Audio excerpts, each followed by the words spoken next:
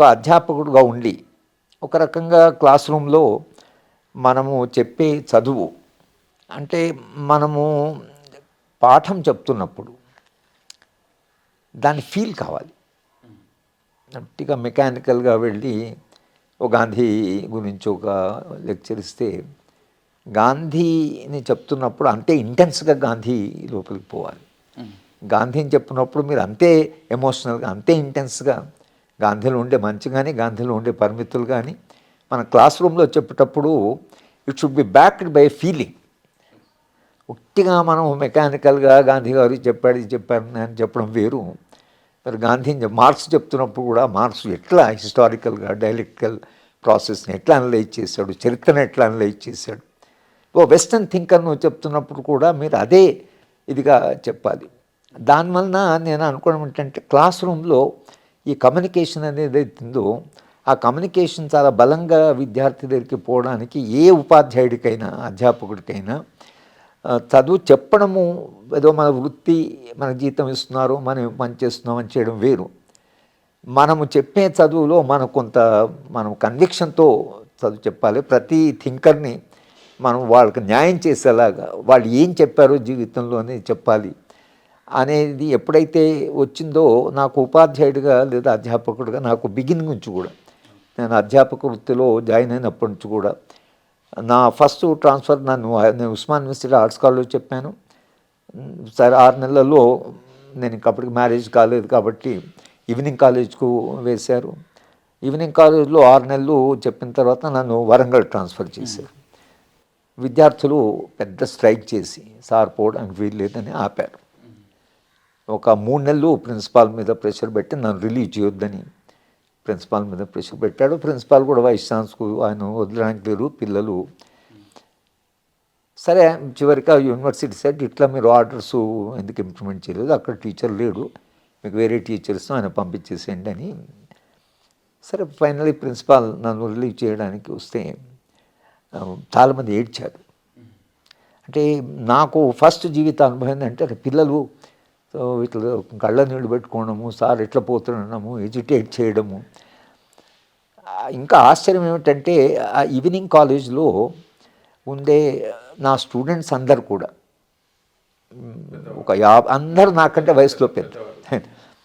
నేను అప్పుడు 23, 24 ఉంటే 37, 35 ఏళ్ళు వాళ్ళు. డిప్టీ ఒక ఇండియన్ డెటోనేటర్స్లో హంగరీ నుంచి వచ్చిన అతను ఈ వాజ్ ఎ డిప్టీ డైరెక్టర్.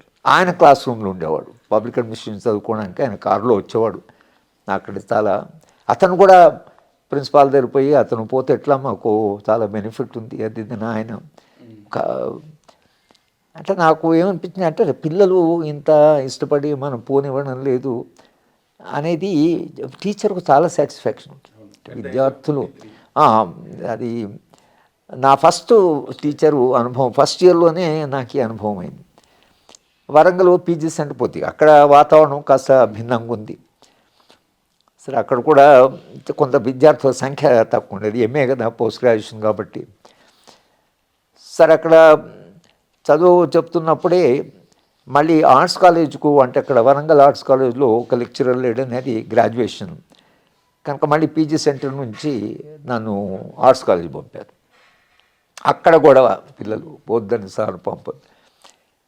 వాళ్ళేమో లేదు అక్కడ ఆర్ట్స్ కాలేజ్లో చాలామంది పిల్లలు ఉన్నారు, టీచర్ లేడు. అక్కడ పోతే అక్కడ నాకు ఇప్పుడు కోదండరామ్, కంచాయిలయ్య, తిరుపతిరావు, తర్వాత వీళ్ళందరూ నాకు స్టూడెంట్సే. గాయలే అంటే నాకు డైరెక్టు కానీ వచ్చి క్లాస్లో కూర్చున్నవాడు నాకు కాస్త దగ్గర కూడా ఆయన అప్పుడు ఆ రోజుల్లో. ఇప్పుడు ఆయన మాకంటే చాలా ఆయన గ్లోబల్ పాపులారిటీ వచ్చింది. ఆయన ఇప్పుడు మన అన్ని దాటిపోయాడు ఆయన. కానీ ఆ రోజుల్లో మాకు చాలా దగ్గరగానే ఉండేవాడు. Kodand was a very good student. చాలా. తర్వాత జయశంకర్ గారు ఉండేవాళ్ళు, ఆయన ప్రిన్సిపాల్గా ఉండేవాడు, నాకు చాలా దగ్గర. జయశంకర్ గారు నన్ను డాక్టర్ సాబ్ అనేవాడు పిలవడం. ఆయన ఇంటిగ్రిటీ, ఆయన కమిట్మెంటు. ఇక వరవరావు గారు అయితే సరే ఆయన ఈ స్వీప్ ఉండేది, ఇన్ఫ్లుయెన్స్ మొత్తం వరంగల్ అంతా ఇన్స్పైర్ చేసినవాడు ఆయన. మాకు కూడా ఆయన లెక్చర్స్ అప్పటికే నేను కొంచెం ఈ టీచర్గా పాపులారిటీ ఉంది కాబట్టి బయట పిలవడం మొదలుపెట్టారు ఉపన్యాసాలకి. సరే వరవరావు సార్ ఇంట్లో నేను కూడా వెళ్ళేది, ఆయన నేను లెక్చర్స్ ఇవ్వడం. ఆయన గంటల తరబడి మాట్లాడేవాడు. డైలెక్టిక్స్ చెప్పడము. సో సార్ అద్భుతమైన ఆర్టికులేషన్ అనుకోండి, ఆయన సాధారణమైన ఆయన అవగాహన కూడా, ఆయన పెద్ద సాహిత్య విద్యార్థి కూడా, మనిషిగా చాలా అంటే చాలా మంచివాడు అన్నట్టు. As a human being Balagopal చెప్పడానికి మ్యాగ్నెటిక్ కెపాసిటీ ఉంది, మనిషిని పూర్తిగా ఆకర్షించేటువంటి శక్తి. కనుక ఆయన సార్ ఇన్ఫ్లుయెన్స్ కూడా మాకు ఫ్యామిలీ ఫ్రెండ్ అయిపోయారు. ఇంటికి రావడం, మేము వాళ్ళ ఇంటికి పోవడం. సో సార్ వ్యక్తిగతంగా ఇన్ఫ్లుయెన్స్ చేశాడు, ఐడియాలజికల్ కూడా ఇన్ఫ్లుయెన్స్ చేశాడు. ఇంకా కాకతీయ యూనివర్సిటీ పిల్లలకి నేను అడ్వైజర్ అయ్యాను యూనివర్సిటీలో. మళ్ళీ నేను ఆర్ట్స్ కాలేజ్ నుంచి మళ్ళీ నన్ను బ్యాక్ తీసుకెళ్ళారు. కానీ ఒక 2 ఏళ్ళు నేను ఆర్ట్స్ కాలేజీలో పిల్లలకు చెప్పిన అనుభవం కూడా చాలా గొప్ప అనుభవమే. అక్కడ కూడా పిల్లలు రెసిస్ట్ చేశారు నా ట్రాన్స్ఫర్. పోవడానికి వీల్లేదని చిన్న సమ్మె, పోవడానికి వీల్లేదు. అక్కడ కొందరు ఏడవడం పిల్లలు. నాకైతే ఇది ఎప్పుడు నేను అవన్నీ ఆలోచించినా చాలా ఆశ్చర్యం వేస్తుంది. అసలు టీచర్ ట్రాన్స్ఫర్ అయితే పిల్లలు అంటే పర్సనల్గా అటాచ్ అయిపోయారు. సరే మళ్ళీ పీజీ సెంటర్కు అప్పటికే కాకతీయ యూనివర్సిటీ అయింది అది. ఇక రాడికల్ ఇన్ఫ్లుయెన్సెస్, పిల్లలు అడిగే ప్రశ్నలు. చాలామంది పిల్లలు, నేను అడ్వైజర్గా ఉన్నాను, రాడికల్ పిల్లలు